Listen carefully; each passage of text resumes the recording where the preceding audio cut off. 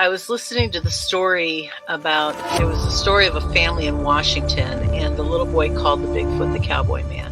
And he had, apparently it had made an effort to steal this kid. And it hit me.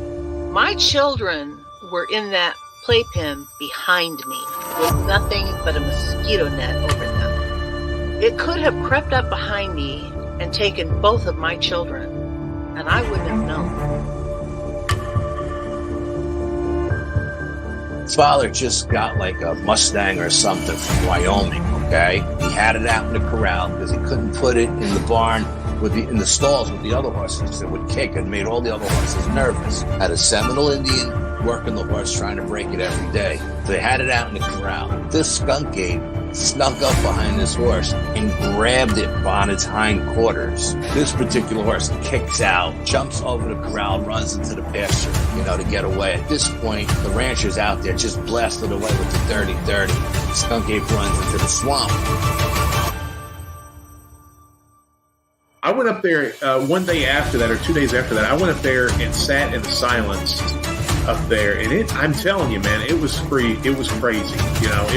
There was a crazy vibe up there still. I did what I could to kind of get things under control, but I told her, I said, you need to get off this property. I feel like no matter how strong you are, it's almost like standing in the ocean. You can't stand still without moving your feet. You're going to get knocked over eventually, no matter how strong, whatever. You can't withstand a barrage of weird spiritual energy.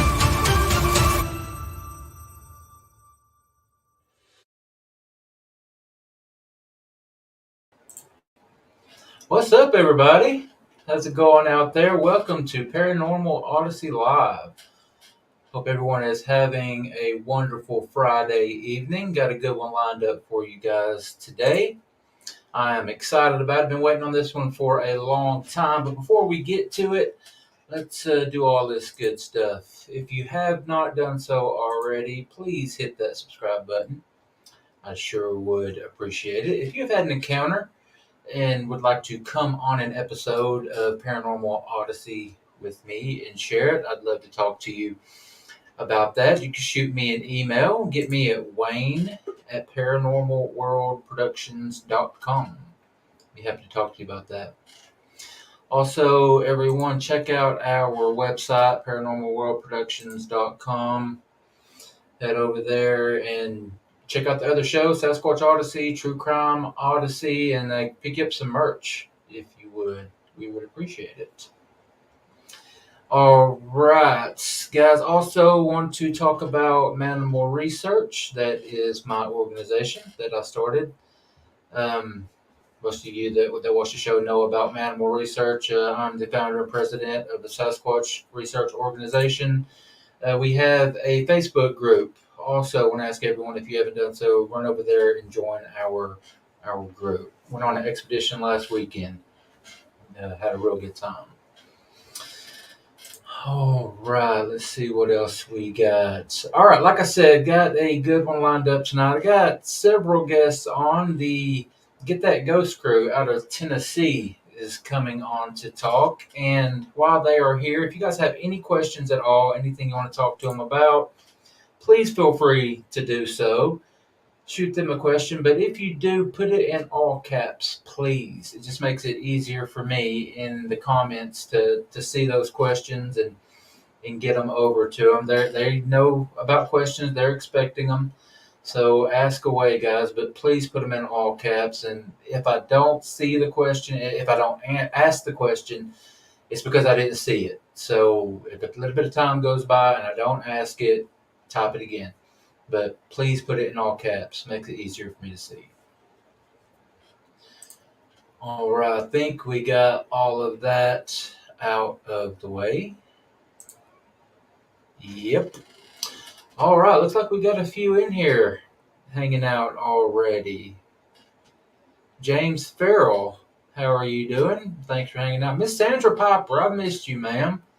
Glad to see that you are back. Value Cargo Vans, thanks for checking out the show. Thank you, guys. All right, got all of that good stuff out of the way. I'm sure you are ready. I'm ready, so let's go ahead and bring everybody on. Hey, hey.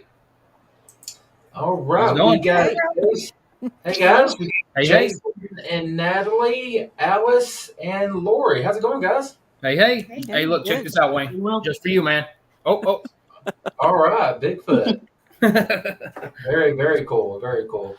You can always tell a classy individual when he's got a Sasquatch shirt on. And when he has a beard too. That Hey, I just don't have the hair. I got to get the hair.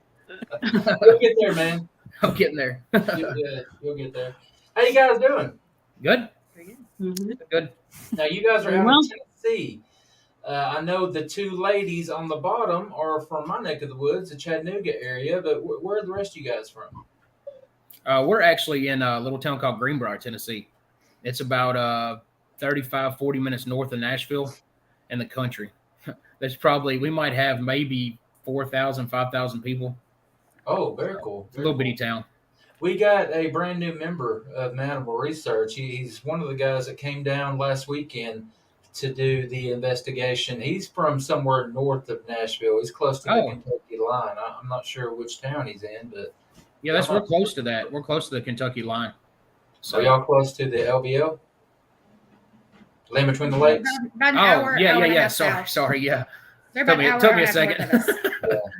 About an hour and a half from About an Land hour between and the a half. lakes?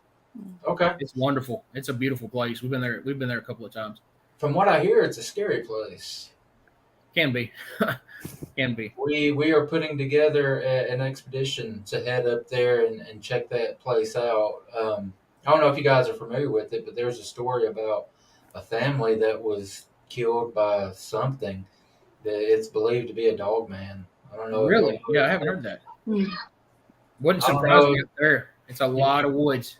Yeah, I don't know if you buy into the whole dog man thing. I don't even know where I stand on it, but there's something out there that's hurting people, and that's what people are claiming. It's the unknown. Yeah, Stuff that we, that's what we're here for, to find the unknown. that's Truth. right. The truth. Jason, so you're the founder of Get That Ghost, right? Yes, sir. So if you would, we'll start with you, if the ladies don't mind. And go ahead and tell us a little bit about the organization and how you got started. And then we'll go around and introduce the ladies, and y'all can talk about what y'all bring to the table. Well, my interest in the paranormal started when I was about 10 years old. Just walking through, looking at books in New Age sections. I had done a little dabbling. Like supposedly, my great grandparents' house was haunted. I stayed up there a couple of times. I did hear a few noises, but it wasn't. It caught my interest. But what really got me into it? There's a author named Catherine Ramsland, and I found her book, read the back of it, and it's called Ghosts. Well, I read her account, and the way that she worded it was truthful. It wasn't the flashy dashy. It wasn't her trying to get on TV. It wasn't anything like that. It was just, it just kind of touched me. I know that sounds crazy, but I just started reading her books and I started studying. And then, of course, when the TV shows started coming out, that's Ghost Hunters. I was hardcore into Ghost Hunters back in the day, but, that's really what got me going. And the funny thing is, we lost her. Yeah. Uh-oh. Natalie, which is here, my wife, one day we were, I'm like He I has don't a have- lot of energy. I don't have ADHD, but I have a lot of energy. And she was like, hey, why don't you find a hobby? Sorry, I lost you. What do you mean? She said, why don't you find a hobby? And I was like, you don't want to do this. She said, what do you mean? I said, you don't want to do this. I said, if I'm going to do a hobby, I'm going to be on a team. I'm going to have a team of investigators, and that's going to be our hobby. So she said, well, do what you want. So what the name, it's actually kind of funny. So we have a little dog, which is like, I know I'm going into stuff, but I'll stop. It makes, yeah. So we have a little dog, and I mess with him, and I say, get that dog. I hope he didn't hear me because he'll come flying. So I said that. Well, I was sitting there one day, and I was trying to think of a name, and I was like, I don't know, get that ghost. And I was being funny. And Natalie was like, wait a minute.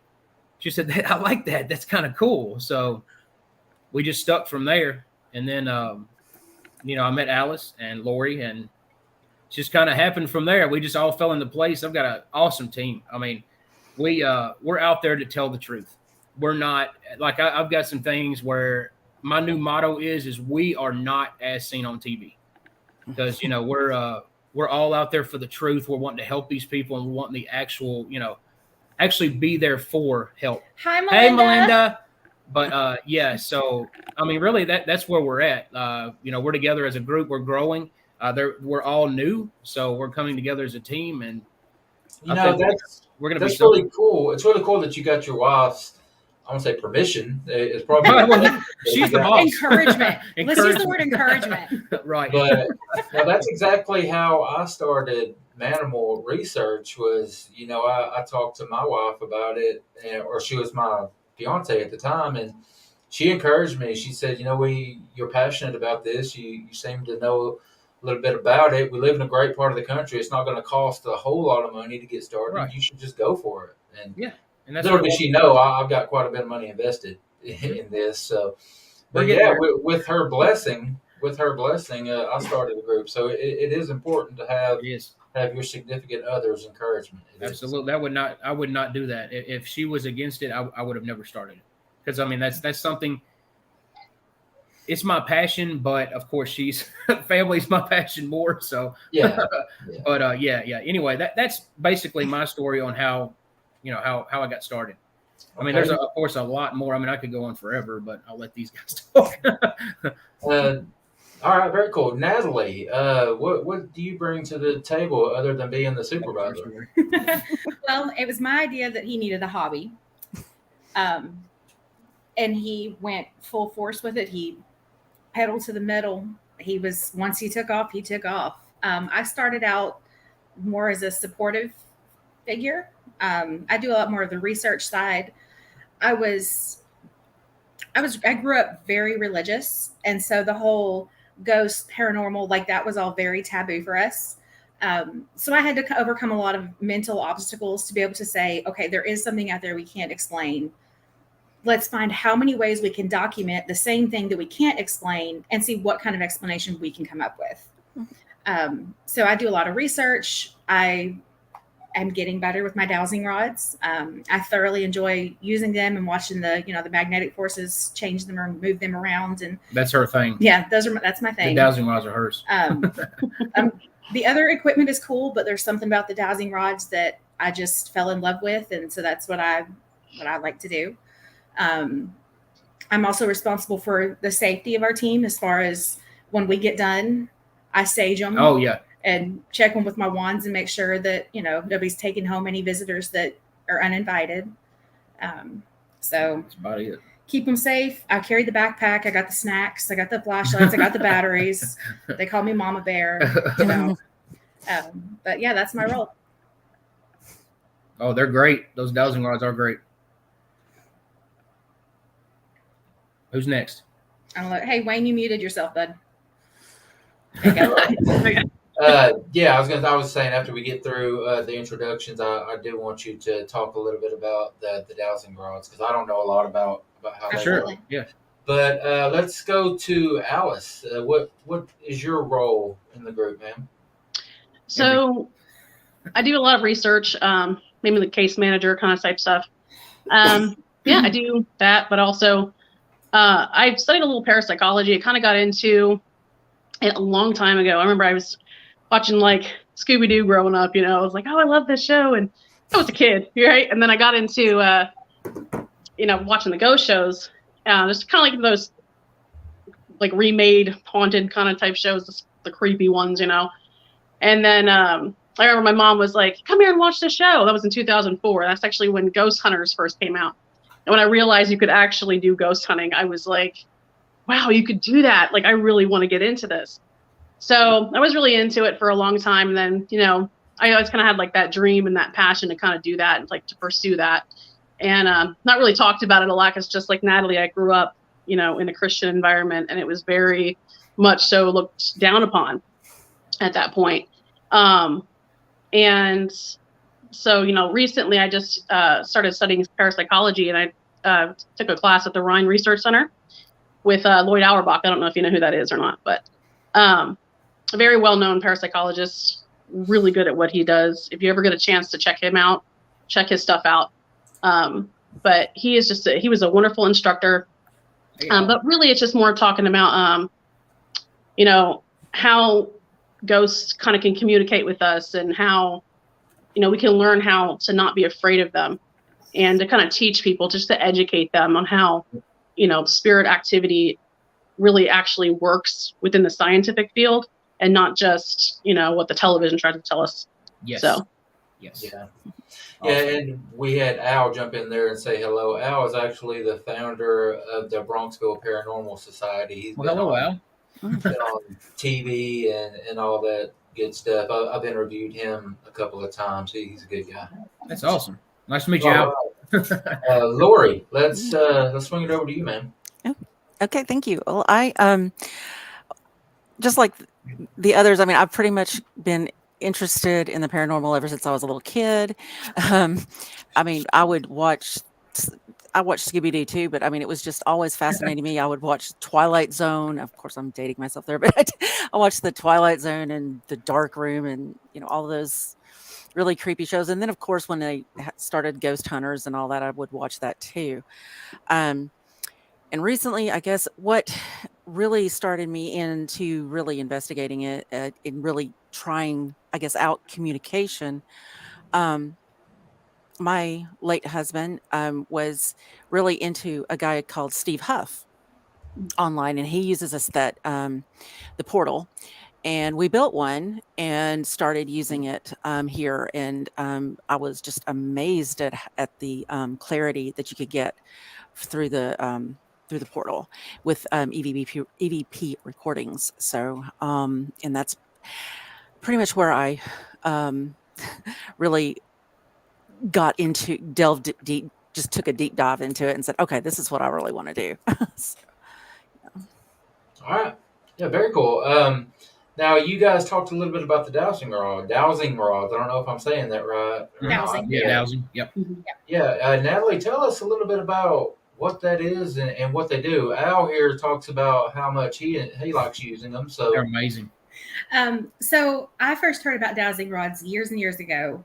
And the way I was introduced to them was, it is my understanding that mountain folk could use their dowsing rods to locate water sources.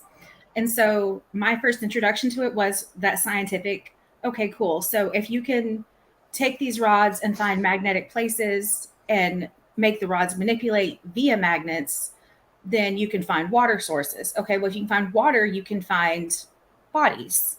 So we went to a couple of cemeteries, and I was able to practice mapping out cemeteries using these rods based off of the magnetic changes underground. And then after that, we started getting more into, I think it was at the mausoleum when I discovered that talking to a spirit was, she could get yes or no answers, right? Basically, you ground yourself. You make sure that your hands are loose. Dowsing rods are L-shaped, and they have like a protective cover on the handle so that the rod itself moves freely, and all you're doing is holding the handle. I like to, brace my knuckles so that there's no way that I'm manipulating the rods, and let them go to town. And you put your hands to your side. You have to put your hands I to do your make side sure and that, lock your arms. I make sure I'm knuckles and elbows are locked, because you don't want any chance for someone to watch you using dowsing rods and saying, well, you manipulated the rod and you've got fake results. That's not what we're here for. There's no way to do it. Well, you can manipulate them, but not if you're holding them the correct way, and if you've got a second person watching to make sure, it's also a lot easier. I've told Jason, I said, when I'm holding the dowsing rods, I need you to ask the questions, because it takes all of my focus and energy, to make sure those rods aren't going anywhere. And he's able to talk with whatever, entity we're speaking with. We had a good session. We have some really good sessions. Dowsing rods are not foolproof. You can't use them if it's windy outside. You got to make sure that you're not in an airflow where they could, skew your results. But that, the magnetic. Once you start talking, I have seen those, and a lot of the old timers use them to find water, right? Yes. Yep. Yeah. They're coffee. And I have not used that yet. I have not found water yet, but I haven't gone looking either. So found some coffins. Okay. I did find some coffins, found some bodies. Really? Didn't find water, but found some bodies. How do you know you found some bodies? So we went to a controlled area, namely cemetery, where there were headstones. but I was able to walk around different areas of the cemetery and see what the rods would do versus when I was over a body versus when I was not. And it was freakily accurate about where the bodies were buried based on which side of the headstone I was standing on. Yeah, it was pretty wild. I mean, it was pretty incredible. I mean, some of them, they were really, really old. Like some of the plots were really, really old. So we were thinking the ones, which I mean, like I said, I don't know if it's 100% credible on that, but we were thinking the ones that maybe were buried in wood coffins.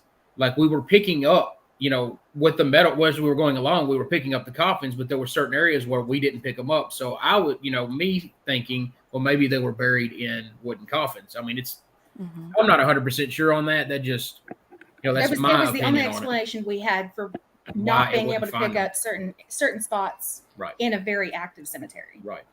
Okay. All right. Now, one of the downfalls to doing this by yourself is you kind of monitoring everything, typing, responding to people and stuff like that. So if I missed anything while you guys were talking, I apologize. Oh, no. But the group has a medium, right? A psychic medium, or do you? Yes. Yeah, she's actually she's on here. Her name's Melinda.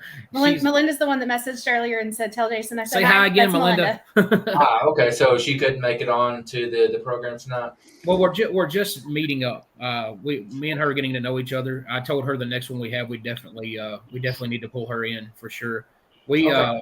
She's actually in, I think, Gatlinburg. She's Sevierville, Gatlinburg area. She lives there. That's one of my favorite places in the world. Me too. I go there several times a year. Yeah. All right. So, have y'all found a benefit from having a psychic, a medium? And I mean, I'm assuming that you believe in those abilities since you have one. I do. We had a couple of discussions with her, and she knew some things that I haven't mentioned to anyone but my mother and Natalie. Like there's things that she would have not known that I have posted anywhere, Facebook or anything. Like she's the real. We're talking deal. like family things that no one else knows. Know. So I mean, it's she's the real deal, 100%. So okay, yeah, the guy that I spoke to that lives up there north of Nashville, he's on here. He said he lives in Gallatin. Are you familiar? Oh man, he's on. Yeah, right he's only road. like not even 40 minutes from us. Yeah. What town y'all live in again? Greenbrier. Okay, well there you go, Kevin. You got. Yeah, we can hook up. Yeah, follow us for sure. As far as Melinda goes, we have not actually used her on any investigations yet. We're gonna start. But we haven't gotten any real big. Well, yeah, we haven't had any good ones for her yet, but we've had some great conversations with her, and she's amazing. Just brainstorming, and it was really weird. She and I had a great conversation, and some of the terms that we used were, it was kind of a, what are the odds that we would both use the same term to describe, the same feeling that we were having. She's amazing. She's incredible. We got to let Alice talk. Yeah, I'm going on to ask the two ladies, either one of you jump in. I'm curious what the most scared you've been. You guys go ahead because you know mine. So I'll tell you one thing. I work at Chattanooga Ghost Tours, and I help run the UTC cemetery hunt. And so we go down into the cemetery part. Now, this is when I was actually training for it, and one of the requirements is that you actually have to be sensitive in order to work there and to do the tour. And so I think that the ghosts were kind of like messing with me because I was in there and I was following Dale around. It was just me and Dale in the cemetery, and I come right in this one spot, and it felt like something was like almost on my back, like breathing down the back of my neck. And that kind of freaked me out at first. And I didn't know then, but that was actually my test for, can you do this job? So that was one of the things that kind of freaked me out a little bit. And then I was actually on a tour with this one girl, and it was just her and one other girl, and it was just three of us ladies just running around in the cemetery by ourselves, right? So yeah, I know, right? But awesome. She was sitting in there talking about, I can't even remember, something about her grandmother, and I just see this hand just come up like right above her head, And then she just like walks like 2 feet ahead of her. And then she was like, oh, my head is hurting really bad. Well, I didn't tell her until after we got out of the cemetery because I didn't want her to freak out and like run and trip over a headstone or anything. But yeah, that was probably the creepiest thing that's ever happened to me. I haven't really had too much other than that I'd say that's really scary. So Coming soon. That'll work. That'll do. Yeah. All right, Miss Lori, what about you, ma'am? I have to say I have yet to be that scared to be scared of anything yet. I haven't met anything yet or come across anything yet that's scared me that much. So I mean when I don't was want to little run or into whatever. But Lori. I don't want to run into Lori in a dark alley, man. She ain't scared. honestly, the living scare me more. You know, they're more harmful. That's what Very I'm true. worried about. Very true. I mean, I'm more scared of what's human person might be hiding behind that tombstone than I am of what might come out of the ground. So 100%. Well, I can tell Yep. you the first time I saw him get scared. And Was she finished? I'm sorry, Lori. Yeah, let her finish. Are you done? I'm done. Go ahead. So the first time I saw him get scared, we were co-managers at a retirement home. Oh, And so I forgot about that. The management team, you worked as couples or as teams, and we were a team. And so part of our work was at the end of the night, we went up and closed through the building. Well, that night we talked about it. The kitchen was on the bottom floor on ground level. And so we would go from office level down to ground level to walk up. So I went down a few minutes early, and we had a little private dining room off to the side for small parties that had been used that night. So I went in there, had the door closed behind me, little 12 by 15 room. I'm in there by myself, got my back to the door, just, doing my thing. Jason comes down. He goes to go walk up. I'll let you tell them what you said. So, yeah. So I go downstairs and I walk in the kitchen, and I was like, "Hey, babe, we're locking up." And she said, "Hey, yeah, hey, yeah." And I was like, "All right, cool." So walking around, and I was like, "I'm gonna go out." So I came out. Well, I came out, and she didn't come out behind me. And he had locked like 2 doors. So I had locked the door, and I was like, "What in the world?"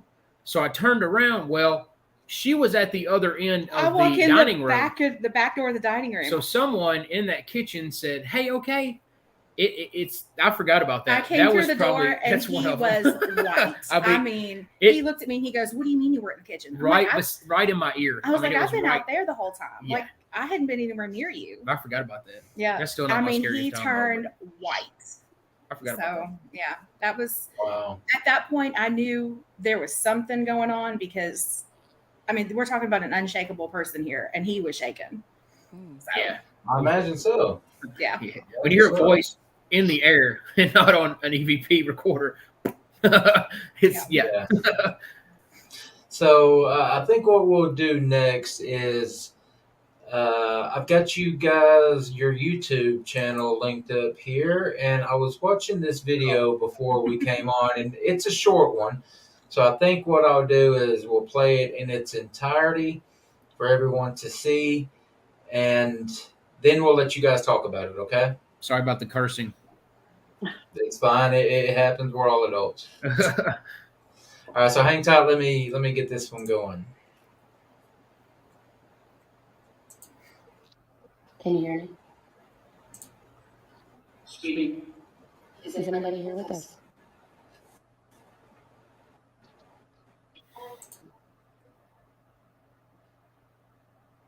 Speak.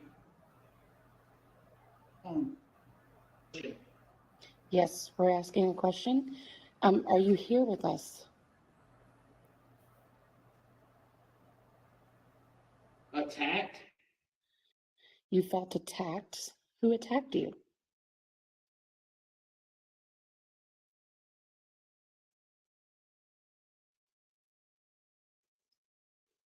How many of us are sitting in here with you right now?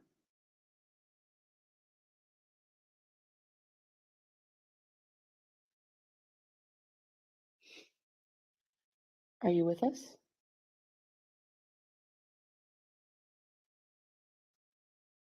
Nothing's. Did you die in the war?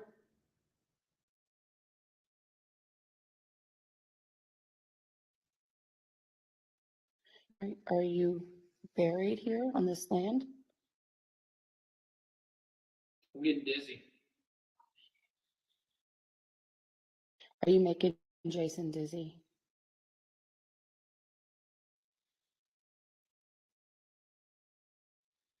If you're near Jason, move the balls, cat balls. This man's voice. You're not allowed to use his energy. Please back away. We're not here to harm you. We're here just to talk. We come in peace and with full respect. Something grabbed me. Something grabbed my fucking shoulder. Something. Oh, there it is. Wow. Did the ball light up? No, that was You hit it. Oh shit. Oh shit. Sorry, get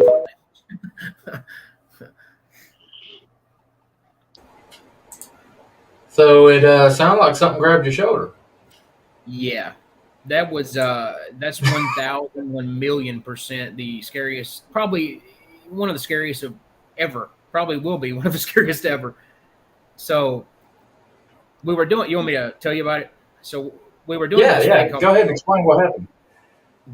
so we were doing this thing called the Estes method. Well, an SB7 box, you've probably seen those. If you don't know what it is, it's a little bitty, it's like a radio, and it goes through waves, and it's just going like radio waves. It picks up frequency, there you go, it scans radio frequencies.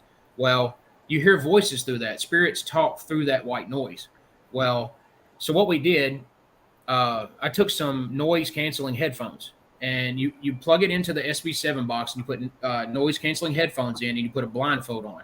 So during this time, all I'm hearing literally is just the and I'm blind, so I can't hear anything else. So the questions that she was asking, I did not hear those questions. I was hearing the answers inside of the SB7 box. Well, I heard the few. You saw the few that I heard. Well, it got towards the end, and I started getting dizzy. I mean, like dizzy. And that's when she started saying, you can't use his energy. And then I heard a man's voice. I couldn't understand what it said, but I knew it was a man's voice because of the tone, and it was a man. Well, it wasn't even like, maybe not even a minute later. And I mean, it grabbed. It wasn't like a little, boop. It was a cool. There was a mark on his shoulder. I had a mark. I took a picture, but I can't find the picture. I took a picture right when I got up like that, and you could see the hand. But I mean, I was terrified, but I think where I've done it, I've kind of trained myself to where I was terrified, but I was more excited than I was terrified. So like when you see me up and like, woo, I was pumped. It was adrenaline. So it actually made me want more. I don't know if that makes me crazy, which you got to be a little crazy to do this, but I actually want more. So hoping in the future for a few more grabs. Nothing bad, but a few more grabs. So the same day that he got grabbed, we went outside and we were doing tell him about that too. Our closing prayer. And so we were saging everybody, making sure everybody was clear before we, dismissed to go home. And he looked at me, and so I was outside when Jason got grabbed. I was outside with our son. Well, when we came back in, we met up as a team. Someone leaned over and said, "Hey, Jason got grabbed," but didn't tell me where he got grabbed, when he got grabbed, nothing. All I got was Jason got grabbed. That was it. So we're outside. I had my dowsing rods, checking everybody, and my rods kept indicating there was something on Jason. Well, I had no idea where he had been touched. Yeah, she didn't even know about it. Had no clue. But the exact exact spot my rods kept going off and indicating was where he got touched. Had no idea. She saged me like 3 times. It took us 3 or 4 times before we were able to get him clean. Yeah, it's pretty wild. Whatever was there hung out for a while before we got rid of them. Nobody's investigated this place. It's a 4-story mausoleum that is shaped like a cross, and each floor has 1,000 spots. You can have 4,000 people inside of it. Well, if you notice, just a quick story, and then I'm gonna let these guys, because I can talk forever. But if you see in the Estes in that video, well, if you come forward, Matthew, our nephew, sitting right there. But if you come forward a little bit more, so it's a crossway.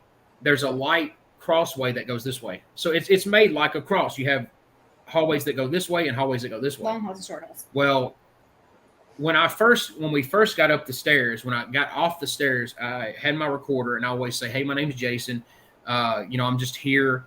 To hear your story, to speak to you. I'm not here being disrespectful. I just want to talk to you. Well, as soon as we said that, it's a quick story, I promise, guys. As soon as we said that, right in my ear, I heard, "Hey," a female. So I was like, "Okay." So that didn't shake me. So I went up a few more aisles and I took a right, and then I saw, if you notice behind me, it's pitch dark.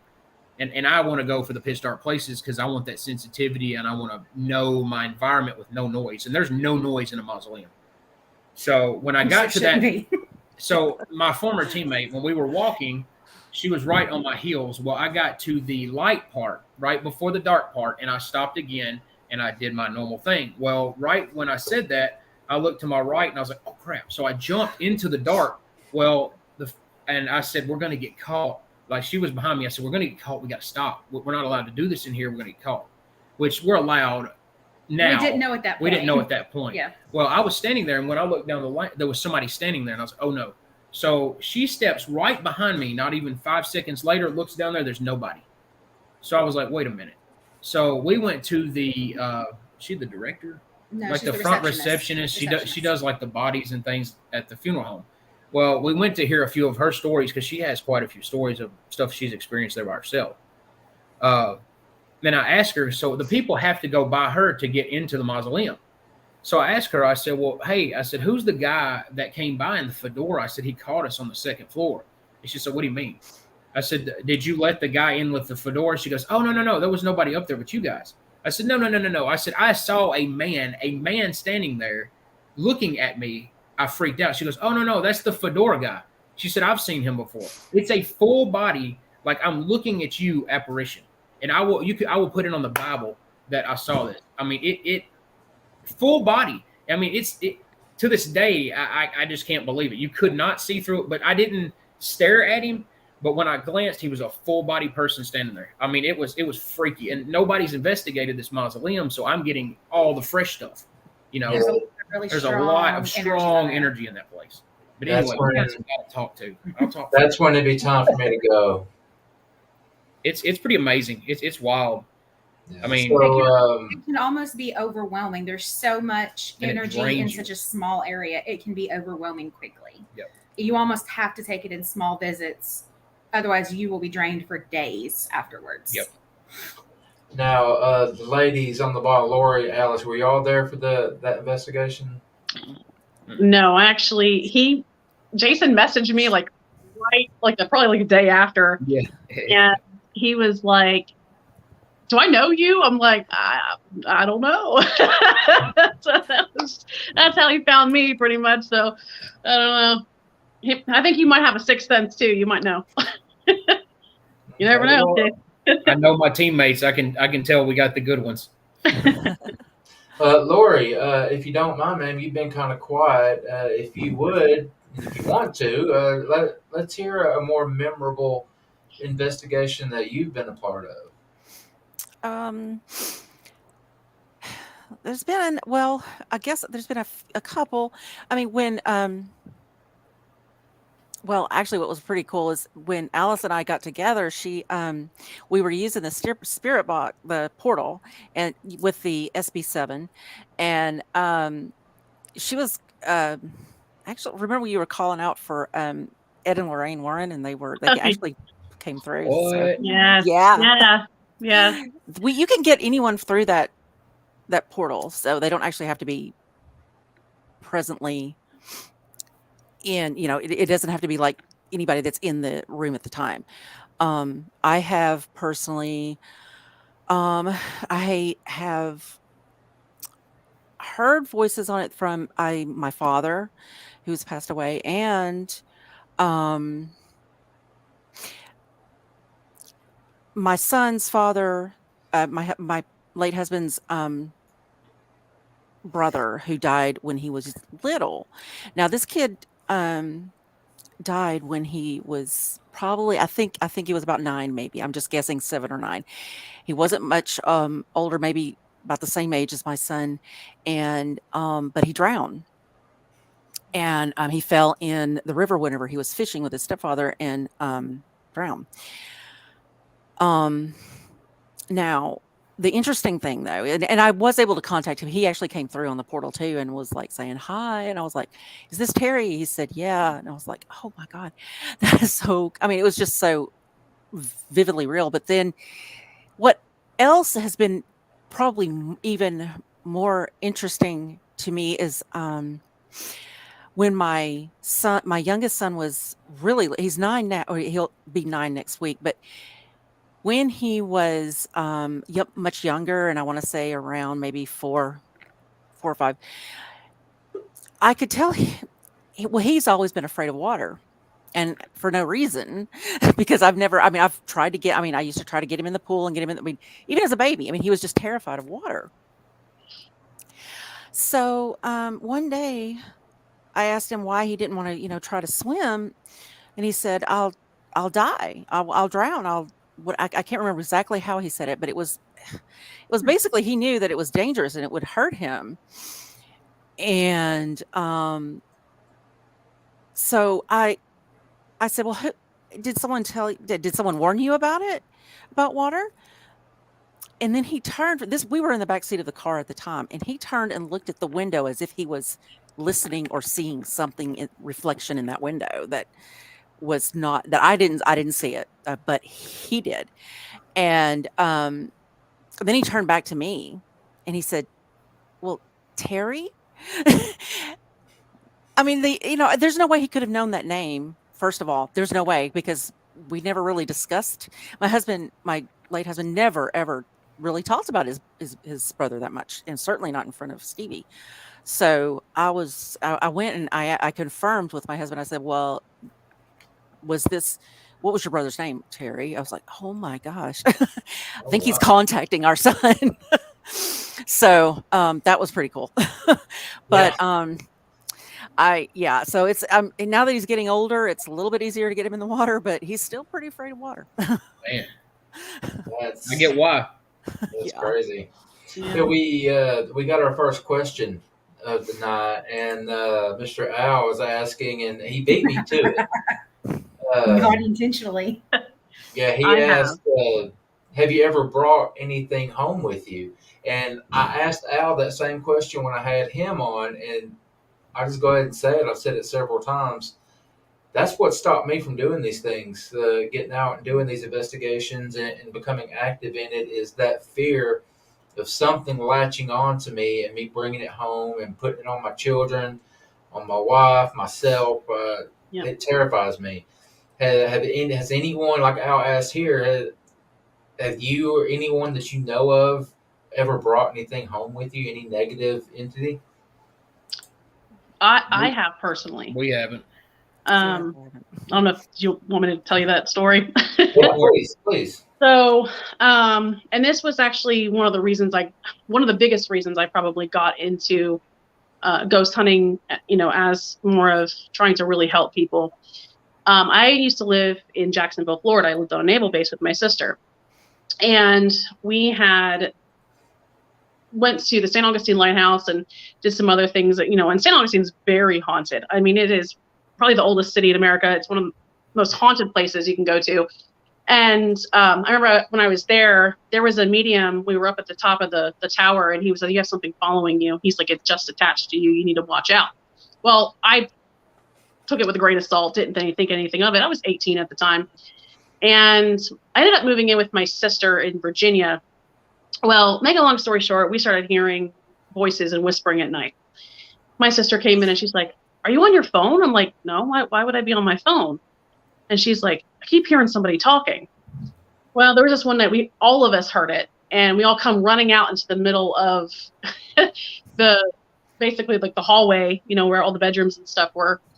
And we definitely heard voices. Well, we started actually hearing growling. We heard just scratches like on the walls, weird stuff going on. And I remember that I felt like something was sitting on my bed with me one time. And I just heard this growl, like right in the middle of my ear, like right beside my pillow, like between my pillow and like my ear. It was really weird. I don't know how to explain it. And that's when we decided to call pastor. So we were like, okay, let's call a pastor. Let's get this in. And it literally got to the point where, you know, we all like were standing in a circle praying over the house and, you know, praying, trying to get this thing away. And I remember one of the pastors telling me, he's like, you just have to be careful. You need to know what you're doing before you go do that kind of stuff. And for me personally, I'm a Christian. I believe that, you know, we need to make sure that we're protected before we go into these places, as well as try to educate the people about these things. Yes. And about, because I'm not saying all spirits are bad, you know, I cannot stand when people say, oh, everything is a demon, because that is not true. I don't believe that everything is a demon. No. I do believe that demons can trick you into believing that it's something positive when it's not. And so, we have to be very, very aware and be very careful about that. So I think that, always, prayer, have holy water, and make sure that you are, doing what you need to do. But that's one of the biggest reasons that I kind of got really into it. I want to make sure that people are protected and they feel safe in their homes. So that's the worst thing that I ever had. And then I think a couple weeks ago, I had a little ghost child follow me from the graveyard into my home. And I think Lori had an experience with him as well. So, but other than that, we did ended up getting rid of the thing. I've been okay ever since. So everything's doing well, but I think they're scared of me. I stand my ground. They know when I leave, after we do sage, we do the St. Michael's prayer, and I stand my ground. I'm like, you're not coming with me. You stay here. You're bound to this ground. I'm very, very adamant about. We're very intentional and adamant about. Right. You are not allowed to attach to us. You're not allowed to attach to an object with us.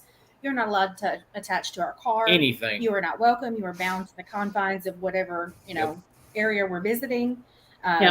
Thank you for communicating with us. Thank you for interacting with us. We will come back and visit you. I talk like I don't know. Like I know the TV shows are like 90% fake. I talk to spirits as if I'm talking to you. Mm-hmm. Yep. They're people just like us. Like I don't know why. I don't know. I just don't know why people do the things that they do on the TV shows and things. But I talk to them. I go in respectfully anywhere I go, and I talk to them like I would talk to you. I let them know that I'm there to talk to them, to hear their story, and I'm not there to provoke them. You've seen the TV shows. I'm not going to go in there and be like, come get me. I'm not like that. We do not do that. We don't do Ouija. We don't do anything. We do not provoke. And that's what we're trying to make people understand. We've had a lot of folks come through that I've added to the team that they think it's ghost adventures. That they think that we're going to go in here and have one session and we're going to have everything. But they don't understand is like when I try to explain to them is ghost adventures for a 42-minute episode, they probably have 40 hours worth of footage because there's no way that quick that they're going to get all that footage. Plus I caught, which I didn't share it on here, but I caught something the other day. I like watching it for the entertainment purpose. I won't say the name just in case it comes back. But I like watching the shows for entertainment purposes. But I showed them I caught something. They were supposed to have a noise. Somebody was supposed to be in there by themselves in a single individual session, which is where you go in by yourself. You set up a camera, a night vision camera, and you do your work. Like you take whatever you want to with you. Well, he was in there by himself, and you hear a noise in the corner. Well, they panned too quick, but when they got to the corner, you can see somebody, cameraman, crew, step out and go back real quick. So the noise that was there came from that crew member. So I caught it. Like I guess as I get further into this, I get more sensitive to these things, and I catch stuff like that. I mean, we always actively try to debunk our own results. We debunk everything. I mean, we don't want to present something. I don't want false evidence. And someone else comes forward and says, well, what about, no, we don't even bring it to you until we've tried to debunk it ourselves as many ways as we can. In addition to, we want to document as many ways as we can so that when we do go to debunk it, okay, well, if we've got 3 forms of documentation and we can't debunk any one of them individually, well, then that's a pretty solid documentation, and we can come forward and say, hey, this is some evidence that we have discovered. Right. And then, as a team, our goal is really to educate and document. Learn, educate, document, and help. Yeah. That's it. Okay. I don't want the flashy. If something happened later on, I don't want the flashy things. I want to help people. I'm in this for the real reason of helping people, learning and training people that decide they're going to do this the right way to do it. Like, don't go in and just go crazy like they do, on TV. That's the problem. Everybody thinks it's like TV.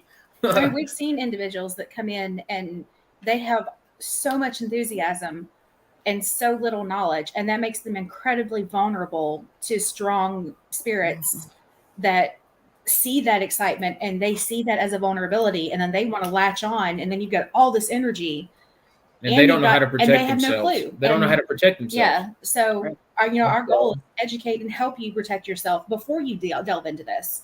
Kind of what this question is talking about. I got a question from Carson.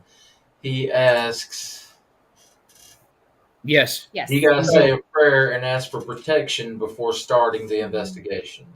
So what we do, like Alice and Lori are new. So we've been on one with Alice. We haven't actually physically met Lori yet, but we're planning things. We're kind of new together as a team. I got sidetracked. I know. So we both have our necklaces. Mine was blessed. I got my necklace blessed. Yeah, we start. That's our basic layer of protection. And then sorry, I'm tired, guys. When we get out of the car, most of the time we have some type of stones or crystals with us. But we stand in a circle. We start with the St. Michael's prayer and ask for protection and wisdom and guidance while we're interacting. Then while we're actually doing the interactions, we're very careful. I'm fairly sensitive. And so a lot of times we'll look at each other and say, do you feel that? Does it feel negative? Does it feel positive? How are you, we kind of do a check-in with each other. And then at the end of the investigation, he leads it. We get back in the circle and he leads us in the St. Michael's prayer again to close, and we sage and check. And then after that, I stand very firm. And then he's pretty firm. I'm very firm. So, but we, that's our form of protection. I'm sure, the Alice and Lori, they probably have things to add to it, of course, I'm sure. But that's what we've been taught and learned. And I know there's probably stronger protection than that, but it's worked well for us. Yeah. Everywhere we've been, it's worked very well. I don't think there's anything more strong there than Archangel Michael, other than Jesus or God himself. That's it. Really. That's it. That's who I pray to. I pray to Jesus. That's when you call him the heavy hitters. Yep. That's when you call him Michael and you call him Jesus. That's it. Yeah.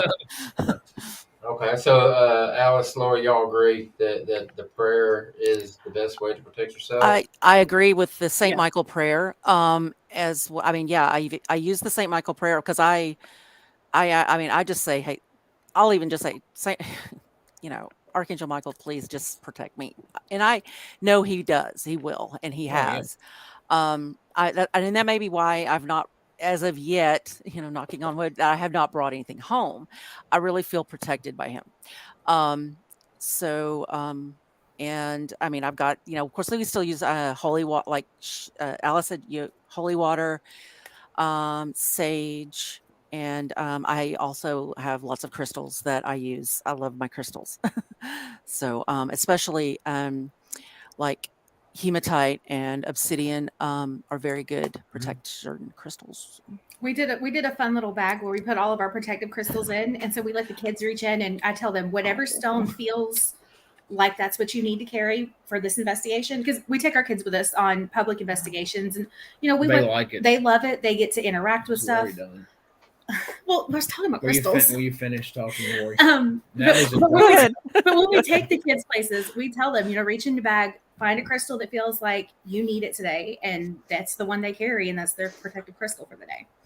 I just feel like, honestly, I know this is crazy, and a lot of people are going to think I'm crazy. I really don't care. I just feel like in my heart and soul that I'm supposed to be doing this.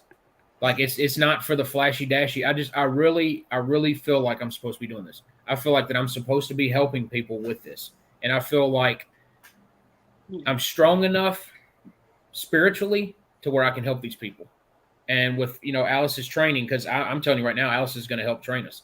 I mean, there's things, I do know things, and I know a lot of things, and I know how to investigate the proper way and things. But she knows the inside of the demonology, the deeper sides of investigating. So she's training me as well as, everyone else as well too. So it's great how the way it works out. Well, Alice, do you have anything to add to that as far what can you what kind of advice can you offer anyone wanting to do this to help protect themselves?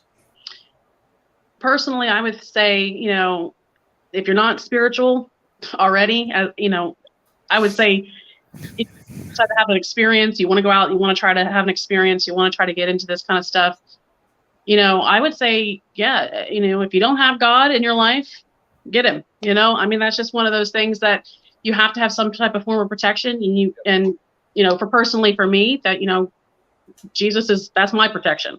Yes. I mean, not everybody agrees with that, and that's Yeah. on them. But, I've known about, 75% of ghost hunters that I have met are Christians. And there's a reason behind that. When they come across some type of demonic entity, or they come across some type of, you know, paranormal activity they can't explain that might be negative, it's an eye opener. It kind of lets you see, like, okay, if something evil is real, then something good has to be real as well. Yep. And so you have to kind of look into that a little more for yourself. I mean, I can't say, everybody should need to go out and just go do whatever, but I think that, just have some type of form of protection, and also take somebody with you. Do not Always do have that this too. by yourself. Never Never. go alone, because, and I'm not even talking about people who, you might not even go end up in an actual haunted location, right? Because not every place is haunted that say that people say it's haunted, but you don't want to ever go alone. For one,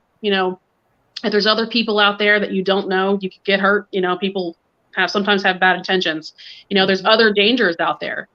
I mean, you could trip over a headstone, fall, bust your head, and nobody ever finds you for the next 3 days. You know what I'm saying? So there's other dangers besides the spiritual dangers, but never go alone. Always make sure you have a flashlight. Always make sure that you have, whatever equipment that you need, but, always have that protection. Make sure you say a prayer, before you go in, and then before you leave. That's one of the biggest things for me that I personally do myself. So. And if you feel like anything's negative as you're going through, like Stop. you get, well, as you do it, like I wasn't very sensitive at first, but as you do it, it opens you up more and more spiritually to where I can start sensing them now as well. It's not like it's hard to explain. It's just like a sixth sense. Like you feel this, like it's like a pressure or an energy, and you just know it's there. Mhm.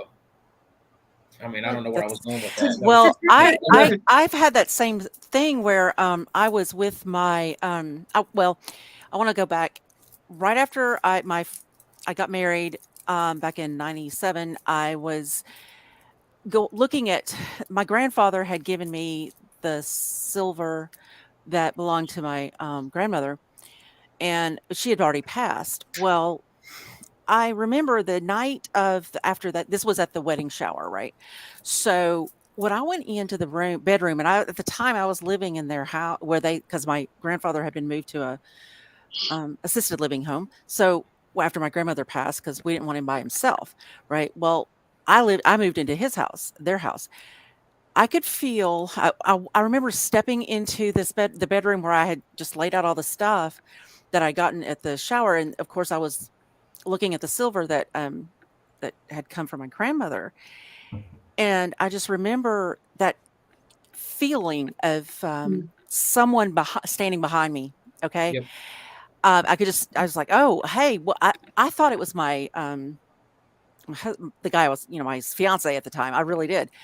So I turned around and was actually starting talking to him. I don't remember what I said, but I just turned around and said, "Hey, nobody there." There wasn't no, and I was just like, well, I could have sworn somebody was right here.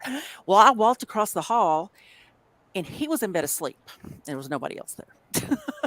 So, I mean, I feel, and my senses told me it was really her. She was just kind of like, oh yeah, you're looking at this, whatever. But I believe it was her. But yeah, because there was nothing. I mean, it was nothing threatening or anything. But I could just feel someone. You could just as if you felt someone, just any human being walking up behind Yep. you, and that's the way it felt.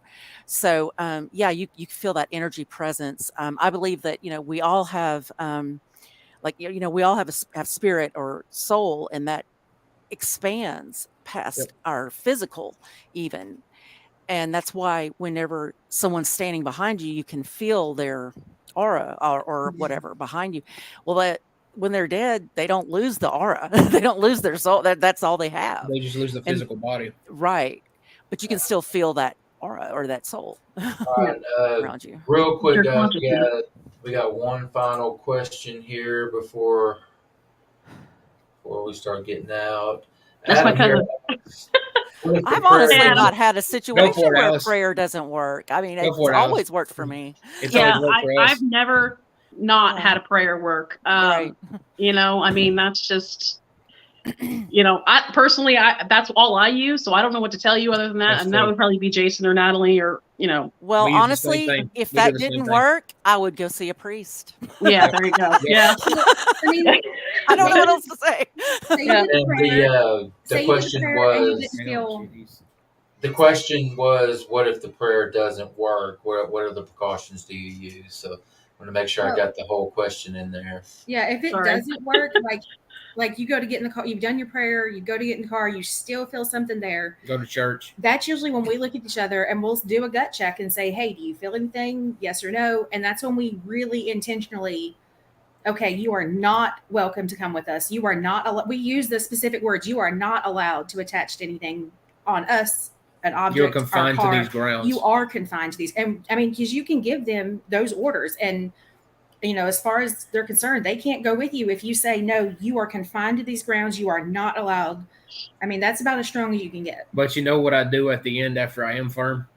I'll be like, hey, I'll be back to see you guys. You just stay here and I'll come back. Yep. And I go back. Yep. Yeah. All right. Well, we have gone over the hour mark. So before we get out of here, tell everybody where they can find you guys. What all avenues they have to find you guys. We're That's on you. everything. Yeah, we're on That's all you. TikTok, YouTube, Facebook, Instagram. Yeah, Alice got Instagram. So yeah, we're on pretty much all the platforms. And we update them as soon as Yeah. we have new stuff. We Yep. update. Yeah, if something comes through, I mean, as soon as I get something like, I know you saw that picture with the at the cemetery with the manifestation. I posted that as soon as it was done. So Go follow us on TikTok. We went ahead 1,000, so we can go live on TikTok. yeah, my kids don't have need Facebook. We need 1,000 followers on TikTok. My kids don't have Facebook, and they have to watch TikTok. So Okay. they're too young. Push I it. will. I'll add all of the links to the show notes. I believe I already have, but when I upload the audio version to Spotify and Apple and all that stuff, I'll make sure the links are on there as well. Guys, let me take the time to thank you guys for taking Thank the you. time out on this Friday evening and coming and hanging out with me. I appreciate it. Yeah, thank you. Thank you. Thank you. All right, guys. Hope y'all have a good evening, and yeah, we'll stay in touch. You get Yeah, we'll talk my soon neck for of- sure. my neck of the woods. We get out, and I'll tag along with you guys. We'll be there soon. Plan. Alice will find us something soon. We'll come down that way. All right, guys. Y'all be safe. Hey, you All too. right, you Thank you. too. Merry Thank Christmas. you. All right, you too, buddy. All right, there we have it. Good people there. I feel like I really do like those guys. I've been talking to them for about a month now. We've been setting this up, and this was their first ever podcast. Promoting their group, and they were nervous, but I think they did a really good job. All right, guys. Appreciate everyone that took the time to come and hang out. I appreciate it. Had a bigger audience tonight than we have been having lately, and I appreciate that. Had some good questions tonight. Always appreciate the questions. As always, guys, want to leave you with this. Y'all be good to each other. Be good to yourselves. And everything else take care of itself. See y'all later. Be good.